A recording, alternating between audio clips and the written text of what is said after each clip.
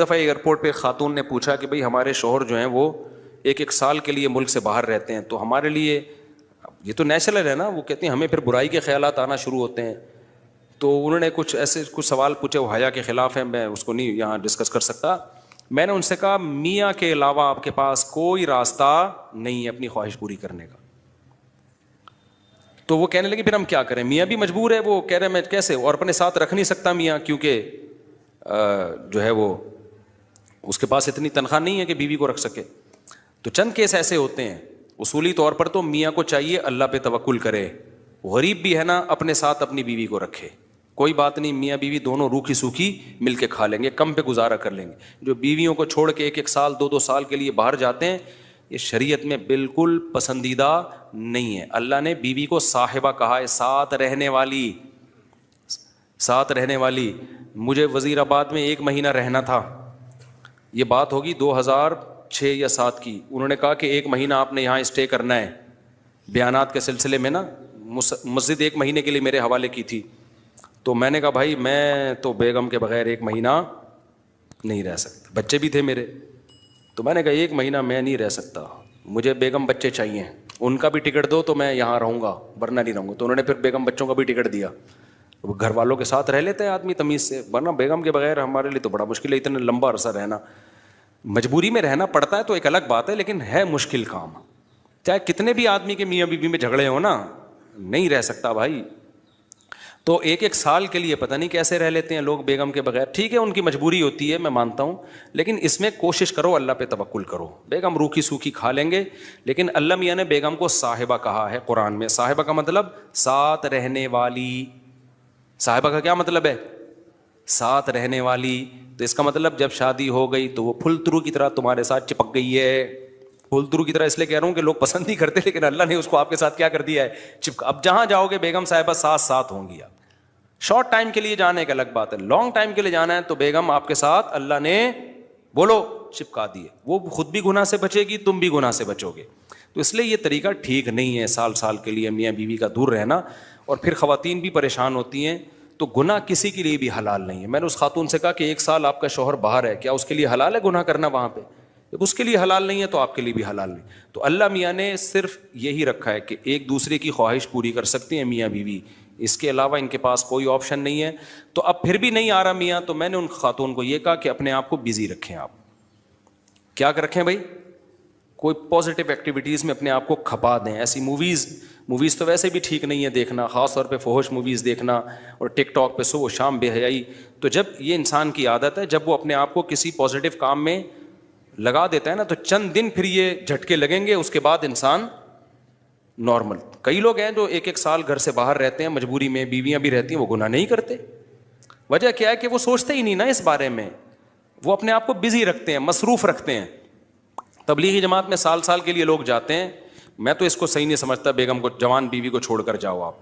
لیکن بہرحال جو جاتے ہیں تو وہ گناہ تھوڑی کرتے ہیں، بچے رہتے ہیں، کیونکہ وہ ایک خاص ترتیب میں اپنے آپ کو جوڑ چکے ہوتے ہیں. بہرحال یہ نہیں ہے اس کو. تبلیغی جماعت میں سال کے لیے جا رہے ہو، اگر شادی شدہ ہو بیگم کو بھی لے کے جاؤ ساتھ میں. ہم تو یہی کہتے ہیں تبلیغ والوں سے بھی، بھائی اگر سال کے لیے جا رہے ہو نا، تو یہ زمانہ بہت خطرناک زمانہ ہے. حضرت عمر نے جہاد میں نہیں چھوڑا تھا، تو یا اس کے لیے جو ہے وہ ایجڈ ہو گئی ہے، بوڑھی ہو گئی ہے، ایک الگ بات ہے. لیکن آج کل بہت مسائل کھڑے ہونے کا خطرہ ہوتا ہے. لوگ کہتے ہیں نہیں فلاں سال کے لیے گیا کوئی مسئلہ نہیں ہوا. بھائی مسئلہ ہونے پر حکم کا مدار نہیں ہے، فتنے پر حکم کا مدار ہے، خوف پر. بے پردگی جب ہوتی ہے تو لازمی زنا نہیں ہوتا، لیکن زنا کا خطرہ ہوتا ہے. تو خطرے کی بیس پہ شریعت نے عورت کو پردے کا حکم دیا ہے. سمجھ رہے ہو؟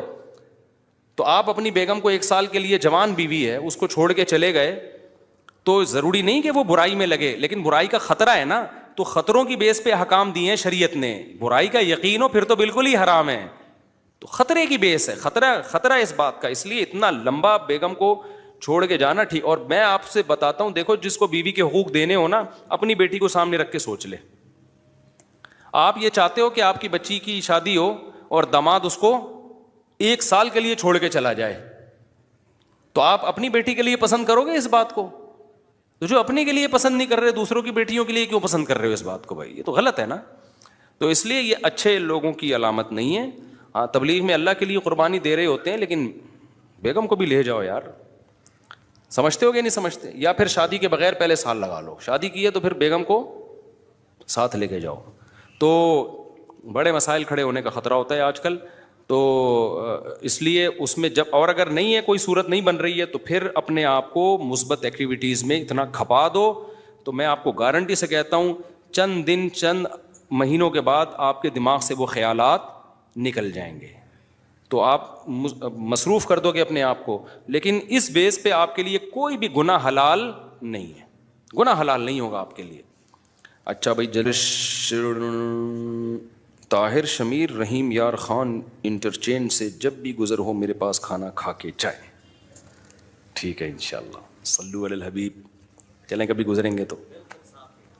لیکن وہی ہے, کسی سے ملاقات نہیں کروانی, سیدھا کھانا رکھ دینا ہے, اصرار نہیں کرنا, ہماری مرضی, کھانا کھائیں نہیں کھائیں, نکل لیے پھر ٹھیک ہے. ایسی دعوت ہمیں بہت اچھی لگتی ہے. دیکھو مجھے وہ مہمان اچھا لگتا ہے جو بے تکلف ہو. آپ سمجھتے ہو نا میری اس پوری تقریر سے کہ میں لوگوں سے ملنا نہیں چاہتا, ایسا نہیں ہے. بے تکلف آدمی مجھے پسند ہے. میرے پاس 3 دن بھی لوگ ٹھہر کے جاتے ہیں جو میرے رشتے دار نہیں ہیں, لیکن یہ وہ لوگ ہیں. کیسے لوگ ہیں؟ ابھی پشاور سے میرے پرانے دوست آئے ملنے کے لیے, آئے, میں نے کہا السلام علیکم, کیا حال ہے, سب سیٹ چل رہا ہے, الحمدللہ. اس کے بعد پتہ نہیں میں بھول گیا, وہ خود ہی جا کے کھانا کھا رہے ہیں. میں تو مصروف آدمی ہوں بھائی, خود ہی کھانا کھا رہے ہیں, لیکن برا نہیں محسوس کر رہے. پھر جب مجھے ٹائم ملتا ان کو بلا لیتا, آ جاؤ یار بیٹھتے ہیں, جا بھائی چائے بنا کے لاؤ, بھائی ان کو بھی پلاؤ مجھے بھی پلاؤ. پھر کھانے کے ٹائم پہ مجھے یاد آیا, ارے وہ آئے ہوئے ہیں. میں نے کہا آپ بھی آ جاؤ کھانا کھا لو. انہوں نے کھانا کھا لیا, صحیح ہے نا. پھر بھول گیا میں کہاں گئے, پتہ نہیں کہاں گئے. پھر اگلے دن مجھے یاد آیا, اڑے بندہ آیا ہوا ہے بھائی, لیکن وہ ناراض نہیں ہو رہا. پھر میں آیا, جب میں فارغ ہوا, میں نے کہا آ جاؤ یار, میں نے فلاں جگہ جانا ہے بیان کے لیے, آپ بھی میرے ساتھ ہی گاڑی میں آ جاؤ. اپنے ساتھ گاڑی میں بٹھایا, لے گئے ان کو, بیان کیا, گھمائے, پھر آیا اپنے ساتھ ہی واپس لے. پھر بھول گیا میں, پتہ نہیں بندہ گیا کہاں پہ. تو وہ ناراض نہیں ہوئے. 3 دن اسی طرح ہم نے ہنسی خوشی گزارے. اس کے بعد وہ نکل لیے. انہوں نے کہا میں پشاور پہنچ چکا ہوں. میں نے کہا یار کوئی میری طرف سے کوتاہی ہو گئی, معاف کر دینا. کہہ رہے کہنا تو یہ چاہیے تھا, بدتمیزی کی انتہا کر دیا آپ نے. لیکن وہ خوش تھا. تو ایسے بندے 100 دفعہ ہیں. میں نے تو ایک کمرہ اسپیشل مہمانوں کے لیے بنایا ہوا ہے, واش روم کے ساتھ, کہ مہمان آئیں اسٹے کریں یہاں پہ. لیکن وہ مہمان جو تکلف والا نہ ہو کہ جی پوچھا نہیں مجھے ناشتے میں مفتی صاحب نے, بھائی ہماری بہت ٹینشن ہے, ابھی تجھے پوچھیں گے تو ہم تو گھر والوں کو کون پوچھے گا. ہاں کوئی بہت میرے ٹیچر آ جائے نا, استاذ آ جائے, معزز مہمان, کوئی بہت ہی اپر لیول کا, میرے ٹیچر آ جائیں, میرا چاچو آ جائے, وہ چاچو تو میرے بیچارے انتقال ہو گیا, میرے ماموں آ جائیں, تو ان کے ساتھ یہ سلوک نہیں ہوگا.